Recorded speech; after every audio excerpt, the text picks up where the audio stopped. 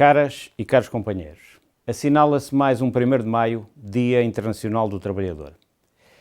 Pelo segundo ano consecutivo, as comemorações deste dia, efetuadas nos moldes tradicionais, estão comprometidas em virtude das contingências inerentes à situação de pandemia e às naturais recomendações restritivas em termos de saúde pública.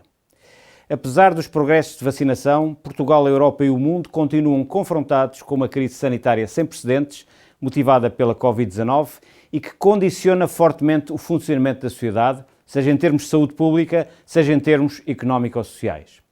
Para além da pesada fatura sanitária que Portugal vem a pagar desde o início da pandemia em 2020, que se reflete num número muito elevado de mortos e de sequelas físicas e psicológicas, existe o lado da estagnação da atividade económica em muitos setores, que representou uma forte redução da riqueza nacional no ano de 2020 e que se prolonga também, pelo menos, no primeiro trimestre de 2021. Paralelamente, as consequências sobre os rendimentos e os níveis de emprego e desemprego são também graves, apenas não assumindo ainda maior expressão devido às medidas mitigadoras de apoio ao emprego e à economia, como sejam, por exemplo, o layoff simplificado, as medidas fiscais ou as moratórias de crédito. Sem embargo, todos sabemos que estas medidas não se irão perpetuar e tal trará consequências.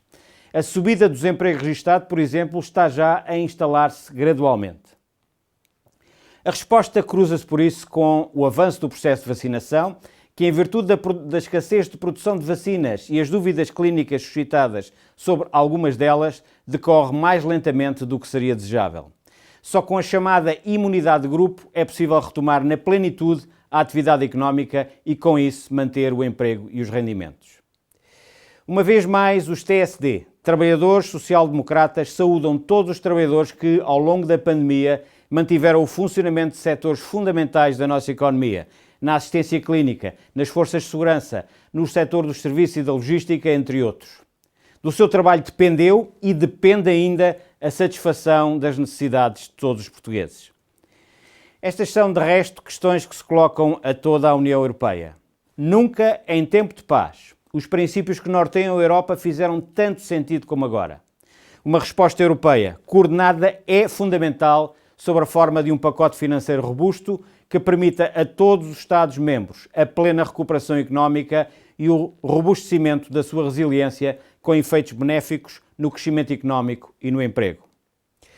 Uma última palavra acerca dos modos de trabalho do futuro, alguns dos quais já foram amplamente generalizados no presente, em virtude da pandemia e que obrigaram a improvisar, de modo excepcional, formas alternativas de trabalho prestado no domicílio, com a utilização de meios digitais por forma a manter a economia em funcionamento nos setores onde tal é possível. Este teletrabalho, tornado obrigatório por força da lei, em muitos casos não configura exatamente o estipulado no Código de Trabalho sobre teletrabalho, designadamente a exigência de acordo entre as partes. Embora sendo esta uma situação de recurso, é consensualmente aceito que algumas das formas de teletrabalho, que agora são consideradas excepcionais, poderão vantajosamente continuar a serem prestadas de modo remoto ou através de formas mistas, presenciais e à distância, desde que respeitado um caráter de adesão voluntária dos contratos já existentes.